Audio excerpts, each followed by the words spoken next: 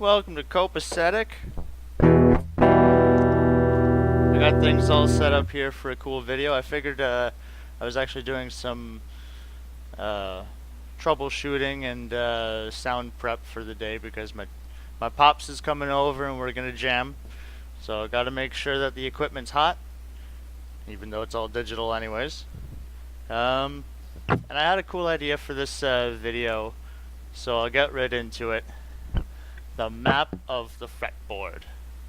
So, this is a video idea I wanted to do for a while because when I started learning music, I didn't learn very conventionally. As you guys may have noticed, I'm not like a professional player or anything. Sort of taught myself, basically, and a mixture of just picking it up from people here and there.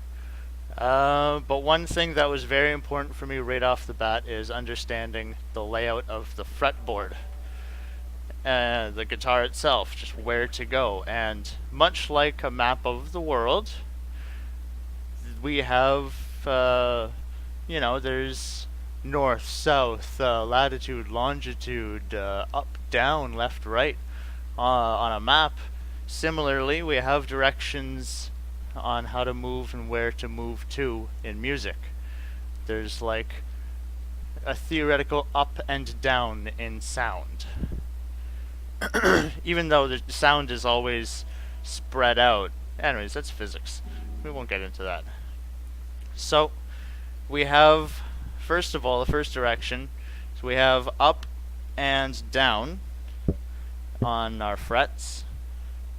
So, up a fret would be, say, playing 5th fret of the E string, and going up to the 6th fret on the same string. Up and down strings. Now, when we say up and down strings, we don't mean up towards the ceiling, down towards the floor. We mean it in reverse because, well, in most cases, it's meant in reverse because when you're playing on the high note, a high note, we still call that as being a higher string than a lower pitched string. If you mix those together, you mix up and down frets and strings, you are now playing, as we say, across the fretboard or across the fingerboard or playing across the strings.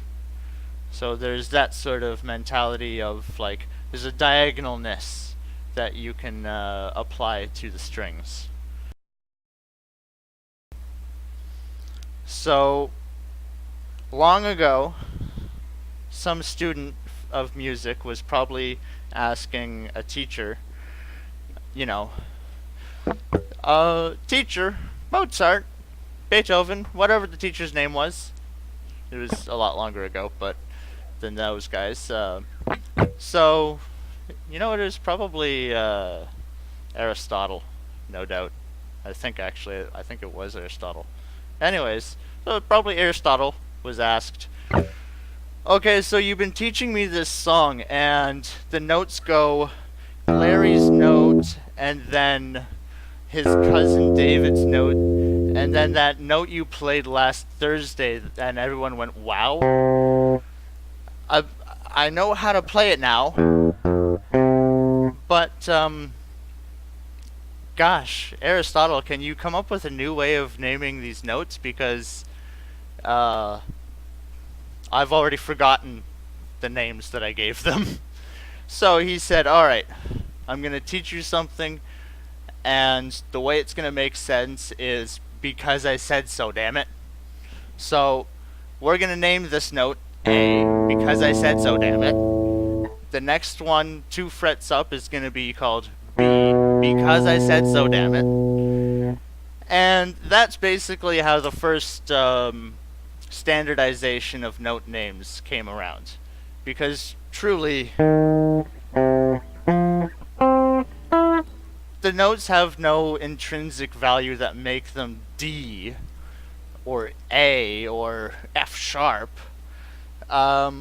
Somebody had to say, because I said so. And that's where we get the natural names. The natural names go A, B, C, D, E, F, G. And you know what?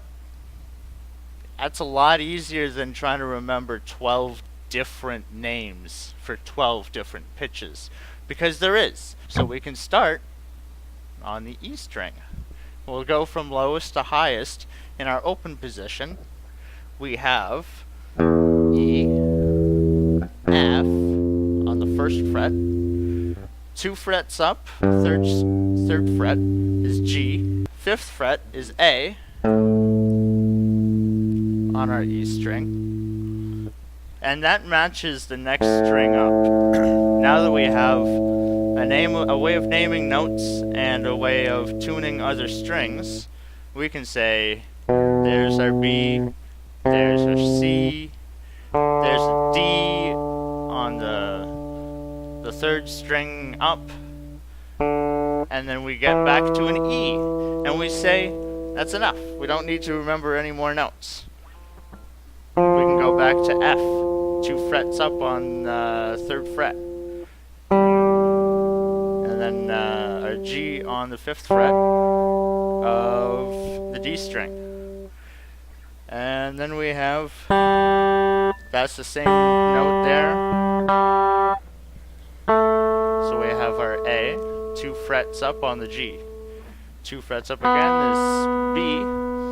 And our C is on 5 of that string. Or, what we could do is tune the next 2 strings up so that the next one is B as well, matching the 4th fret instead of the 5th fret. So our B starts here, then we have a C up there, a D, and you know what, we'll go back to the whole 5th fret sort of modality of tuning, and we get another E, which is in tune with the lowest. And that's why the guitar is tuned that way, is to get those last 2 strings to sound right, all the way up to the 5th fret there. And that's pretty much all the notes that we need to remember here, because once we go past the 5th fret, we can remember that the rules are going to stay the same for the naming. Again, this is not really scale theory we're talking, this is note naming theory. So those are all the naturals. And so the student, of course, is going at this point, Aristotle, this is almost making sense, but I still just don't know why I'm skipping over these notes. Why is it that... Why is that okay sounding, and yet this note is not used, this note is not used, this note is not used? Those are our, what is unfortunately called accidentals, which gives the implication that these notes are not supposed to be used, which has spawned a generation of people playing on the white keys. Accidentals exist because on their own they have no name. It's the A sharp or the B flat. It hasn't made up its mind yet. And so the student is going, but why? And the student, and the teacher, Aristotle, or whoever, says, alright, well, you remember this that you just played?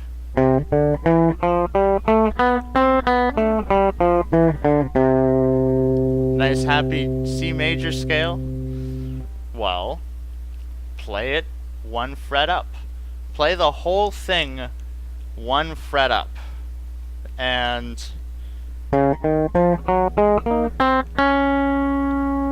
it still sounds like a nice scale. What's wrong with it? Why not use the accidentals just as much? And that's where we get back to the, because there's still only 7 note names to remember. Like, this isn't gonna be E flat. It's gonna be D sharp, because we also have the E. So basically, I'll make it clear, is the reason why we have sharps and flats as well is so that we don't repeat any letters. You will never see a professional writing down, oh, I'm playing a C sharp, and then later on I play a C. You play this note and then this note. Well, gosh, just call that a B sharp. I know it doesn't make a lot of sense right off the bat. Why the difference between C and B when the names can change to a sharp or a flat? And again, it's just to remember that it's not just these 7 notes that you're remembering. It's also the shape that you're remembering. It's the shape that these notes want to flow in.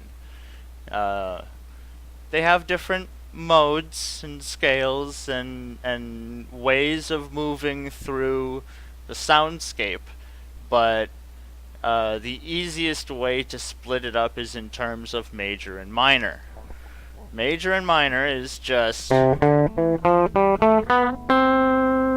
really lifting, going upwards in tonality sort of sound, and then the slightly darker, more it's the moodier sounding way of moving through the soundscape as you play minor tonality.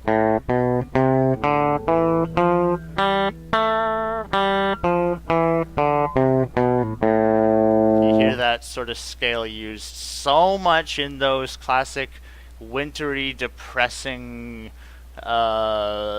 songs around Christmas that just make you want to kill yourself. That's what they want you to feel. And you notice, once we get to a certain point, we start renaming the notes again. That turnaround point is called an octave. Once I've traveled that far in soundscape, I have made it a whole octave, it is called. It's the 8th note, even though it's the same note. That's why we call it an octave. Really, there's 7 notes, but when you get to the end and you start again, that's when we use the word octave. The other 2 most important jumps we have is thirds and fifths. And that's all we're going to talk about for the day. So to start, we'll start with the major third, just to make it easy. You know, any sort of major chord has it. You know,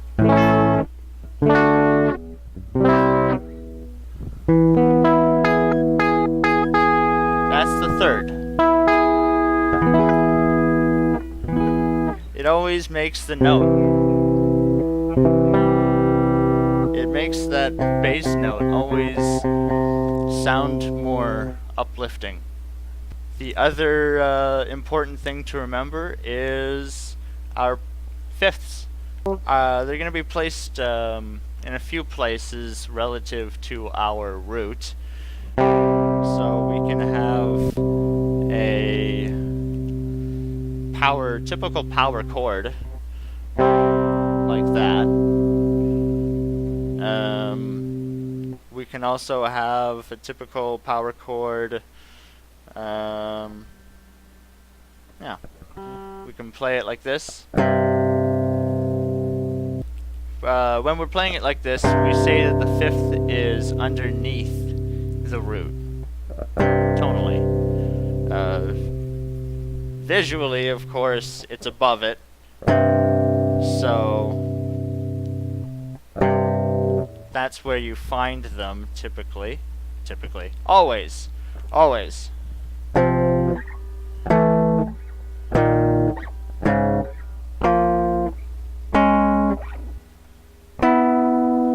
Like you notice how, like, I'm not really playing anything in particular for you, but each different coupling I played, they all have this sameness to them.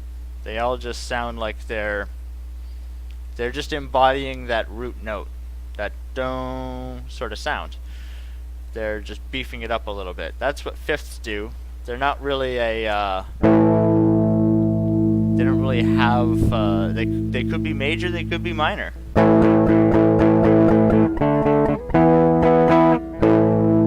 I sound like I'm playing something happy, right? I sound like I'm playing something sad, or, well, aggressive.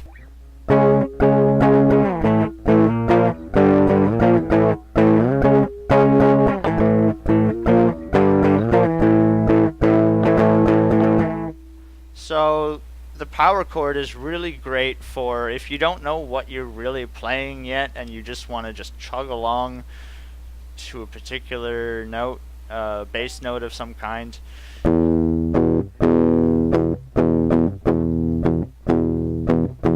That's where power chords come in handy, those fifths. Did we go over minor thirds as well?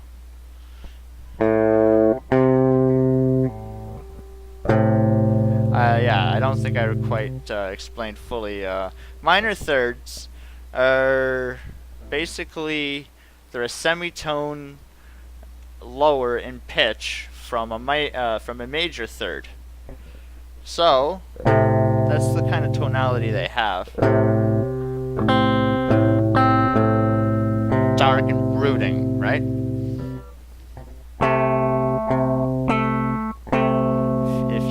Play them like that, it has this almost sentimental sound to it. This is more dark and brooding. So that's the major difference. The major difference in the minor chords. For the navigating around the fretboard, just look at the natural notes again, and try to mark off, you know, where you see consistencies, where you see things that just intrinsically sound good. For a great example,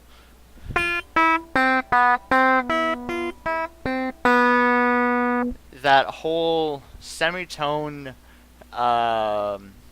coupling of notes, they actually line up over each other on an astonishingly large amount of the fretboard.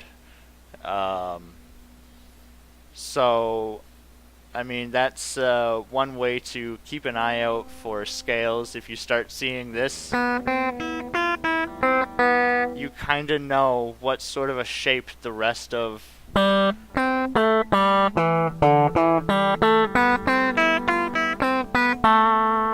who knows where I'll start scale from, but all I really need to keep an eye on is what are the consistent patterns that are always going to appear on the fretboard.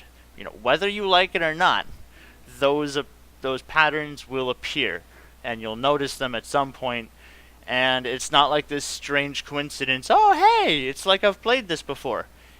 It's because you have played exactly the same shape before. Exactly the same path, you just started higher up on the mountain of sound. So with that sort of visual reference in mind, I think I'll call it a day and bid you guys adieu. Take care.